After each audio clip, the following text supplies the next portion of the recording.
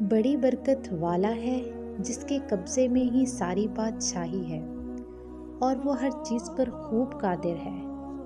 وہ جس نے موت اور زندگی کو پیدا کیا تاکہ ہماری آزمائش کرے کہ تم میں کون زیادہ اچھے عمل کرنے والا ہے، اور وہی بہت عزت والا، بہت بخشش والا ہے۔ وہ جس نے ایک دوسرے کے اوپر 7 آسمان بنائے۔ اے بندے، تو رحمان کے بنانے میں کوئی فرق نہیں دیکھے گا، بس تو نگاہ اٹھا کر دیکھ، کیا تجھے کوئی رکھنا نظر آتا ہے؟ پھر دوبارہ نگاہ اٹھا کر دیکھ، نگاہ تیری طرف ناکام ہو کر تھکی منڈی پلٹ آئے گی۔ اور ضرور بے شک ہم نے نیچے کے آسمان کو چراغوں سے آراستہ کیا اور انہیں شیطانوں کو مار بھگانے کا ذریعہ بنایا۔ موت انسانوں اور حیوانوں میں روح کے جسم سے جدا ہو جانے اور حواس کی طاقت زائل ہو جانے کا نام ہے، جبکہ زندگی جسم میں روح کے وجود کے ساتھ حواس کی طاقت باقی رہنے کا نام ہے۔ اور پیدا کرنے سے مراد انہیں وجود بخشنا ہے۔ زندگی اور موت پیدا کرنے کی حکمت یہ ہے کہ دنیا کی زندگی میں اللہ تعالیٰ اپنے احکام کے ذریعے لوگوں کی آزمائش کرے کہ کون خدا کا فرما بردار اور اچھے عمل کرنے والا ہے۔ اللہ تعالیٰ نے ایک دوسرے کے اوپر 7 آسمان بنائے اور انہیں ایسا مضبوط، درست، برابر اور متناسب بنایا کہ بندہ انتہائی تلاش اور جستجو کے باوجود بھی اس میں کوئی فرق، خلل اور عیب تلاش نہیں کر سکتا۔ اور آسمانوں کی یہ تخلیق قدرت الہی کی بہت بڑی دلیل ہے۔ چراغوں سے مراد ستارے ہیں۔ ان سے آسمان دنیا کو آراستہ کیا گیا اور انہیں ان شیطانوں کو مارنے کا ذریعہ بنایا گیا جو آسمان کی طرف فرشتوں کی گفتگو سننے اور باتیں چرانے جاتے ہیں۔ اور ہم نے ان کے لیے بھڑکتی آگ کا عذاب تیار کر رکھا ہے، اور جنہوں نے اپنے رب کے ساتھ کفر کیا ان کے لیے جہنم کا عذاب ہے، اور وہ کیا ہی برا ٹھکانہ ہے۔ جب وہ کفار جہنم میں ڈالے جائیں گے تو اس کی چنگار سنیں گے اور وہ جوش مار رہی ہوگی، معلوم ہوتا ہے کہ غضب سے پھٹ جائے گی۔ جب کبھی کوئی گروہ اس میں ڈالا جائے گا تو اس کے داروغہ سے پوچھیں گے، کیا تمہارے پاس کوئی ڈر سنانے والا نہیں آیا تھا؟ وہ کہیں گے، کیوں نہیں، بے شک ہمارے پاس ڈر سنانے والے تشریف لائے۔ پھر ہم نے انہیں جھٹلایا اور ہم نے کہا، اللہ نے کوئی چیز نہیں اتاری، تم تو بڑی گمراہی میں ہو۔ اور وہ کہیں گے، اگر ہم سنتے یا سمجھتے تو دوزخ والوں میں نہ ہوتے۔ تو اب انہوں نے اپنے گناہ کا اقرار کیا تو دوزخیوں کے لیے پھٹکار ہو۔ بے شک جو لوگ بغیر دیکھے اپنے رب سے ڈرتے ہیں ان کے لیے بخشش اور بڑا ثواب ہے۔ جب کفار کو جہنم میں ڈالا جائے گا تو وہ گدھے کی آواز کی طرح جہنم کی خوفناک پھٹکار سنیں گے، اور اس وقت جہنم ایسے جوش مارتی ہوئی ہوگی جیسے پانی ہودیوں میں جوش مارتا ہے۔ یعنی کفار پر جہنم کی غضبناکی اس قدر ہوگی کہ یوں لگے گا جیسے غضب کی شدت کی وجہ سے جہنم ابھی پھٹ جائے گی اور اس کے اعضاء ایک دوسرے سے جدا ہو جائیں گے۔ اور تم اپنی بات آہستہ کہو یا آواز سے، بے شک وہ تو دلوں کی بات خوب جانتا ہے۔ کیا جس نے پیدا کیا وہ نہیں جانتا؟ حالانکہ وہی ہر باریکی کو جاننے والا ہے، بڑا خبردار ہے۔ وہی ہے جس نے تمہارے لیے زمین کو تابع کر دیا تو تم اس کے راستوں میں چلو اور اللہ کی روزی میں سے کھاؤ اور اسی کی طرف اٹھنا ہے۔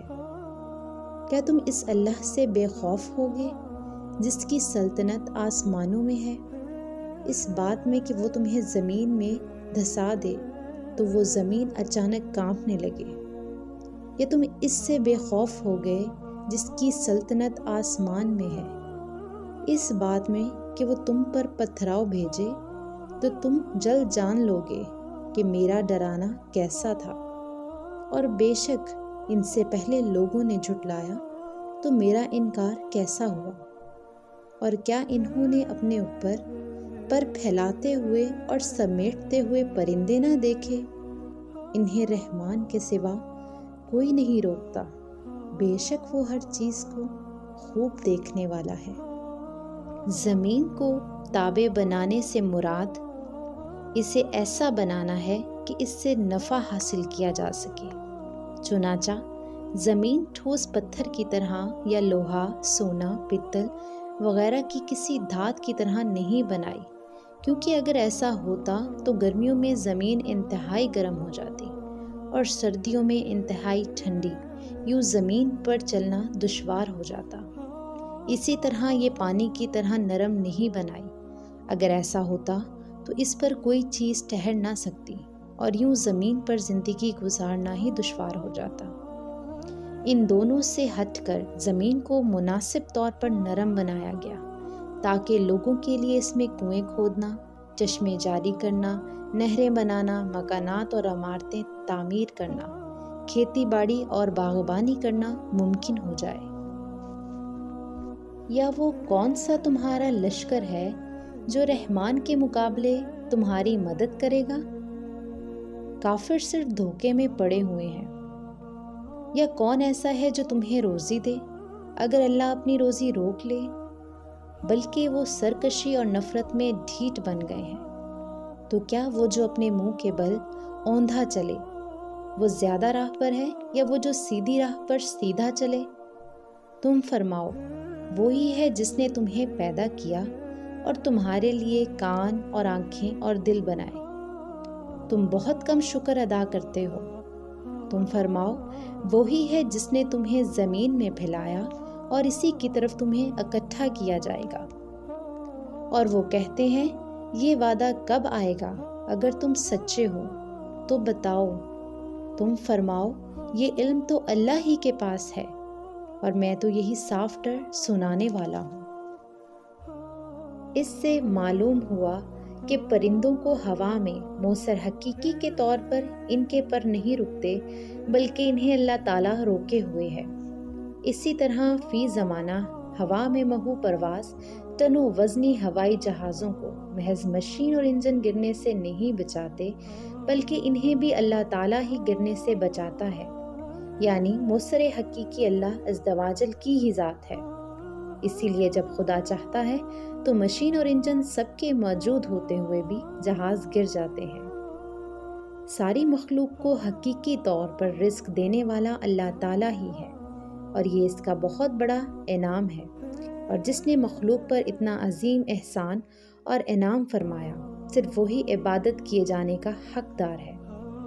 اس آیت میں اللہ تعالیٰ نے مومن اور کافر کی ایک مثال بیان فرمائی ہے، اور اس مثال کا مقصد یہ ہے کہ کافر گمراہی کے میدان میں اس قدر حیراں اور سرگرداں ہو جاتا ہے کہ نہ اسے منزل معلوم نہ راستہ پہچانے، اور مومن آنکھیں کھلے راہ حق دیکھتا اور پہچان کر چلتا ہے۔ اس آیت میں خطاب اگرچہ کفار سے ہے، لیکن اس میں مسلمانوں کے لیے بھی نصیحت ہے کہ اللہ تعالیٰ نے انہیں کان، آنکھ اور دل کی جو نعمت عطا کی ہے، اسے انہی مقاصد کے لیے استعمال کریں جس کے لیے یہ نعمت عطا ہوئی ہے۔ اور پھر جب وہ اسے قریب دیکھیں گے تو کافروں کے منہ بگڑ جائیں گے اور ان سے کہا جائے گا یہی وہ عذاب ہے جو تم مانگتے تھے۔ تم فرماؤ، بھلا دیکھو تو اگر اللہ مجھے اور میرے ساتھ والوں کو ہلاک کر دے یا ہم پر رحم فرمائے تو وہ کون ہے جو کافروں کو دردناک عذاب سے بچا لے گا؟ تم فرماؤ، وہی رحمان ہے، ہم اس پر ایمان لائے اور ہم نے اسی پر بھروسہ کیا، تو تم جلد جان جاؤ گے کہ کون کھلی گمراہی میں ہے۔ تم فرماؤ، بھلا دیکھو تو اگر صبح کو تمہارا پانی زمین میں دھنس جائے تو وہ کون ہے جو تمہیں نگاہوں کے سامنے بہتا ہوا پانی لا دے؟ قیامت کا ذات علم اللہ تعالیٰ ہی کو ہے، اس کی عطا کے بغیر کسی کو نہیں، اور یہی یہاں مراد ہے۔ ورنہ حق یہ ہے کہ اللہ تعالیٰ نے حضور اقدس صلی اللہ علیہ وآلہ وسلم کو قیامت کا علم دیا ہے۔ حدیث ہے کہ حضرت عمر رضی اللہ تعالیٰ عنہ فرماتے ہیں کہ رسول اللہ صلی اللہ علیہ وآلہ وسلم ہمارے درمیان کھڑے ہوئے اور ہمیں مخلوق کی ابتدا سے متعلق خبر دینا شروع کر دی، یہاں تک کہ جنتیوں کے جنت اور جہنمیوں کے جہنم میں داخل ہونے تک کے احوال بیان کر دیے۔ کفار مکہ حضور اکرم صلی اللہ علیہ وآلہ وسلم اور صحابہ اکرام رضی اللہ تعالیٰ عنہ کی وفات کی آرزو رکھتے تھے۔ اس پر اللہ تعالیٰ نے اپنے حبیب صلی اللہ علیہ وآلہ وسلم سے ارشاد فرمایا کہ آپ ان کفار سے فرما دیں کہ تمہاری آرزو کے مطابق اللہ تعالیٰ مجھے اور میرے صحابہ رضی اللہ تعالیٰ عنہ کو وفات دے دے، یا اللہ تعالیٰ تمہارے مقابلے میں ہماری مدد فرمائے۔ دونوں صورتوں میں ہمارا ہی فائدہ ہے کہ پہلی صورت میں یہ ہوگا کہ ہم جنت میں چلے جائیں گے، اور دوسری صورت میں اللہ تعالیٰ کا ہماری مدد کرنا ہم پر خاص رحمت ہوگا۔ لیکن بہر صورت تم بتاؤ کہ تمہیں اللہ کے دردناک عذاب سے کون بچا لے گا؟ تمہیں تو بہرحال اپنے کفر کے سبب ضرور عذاب میں مبتلا ہونا ہے۔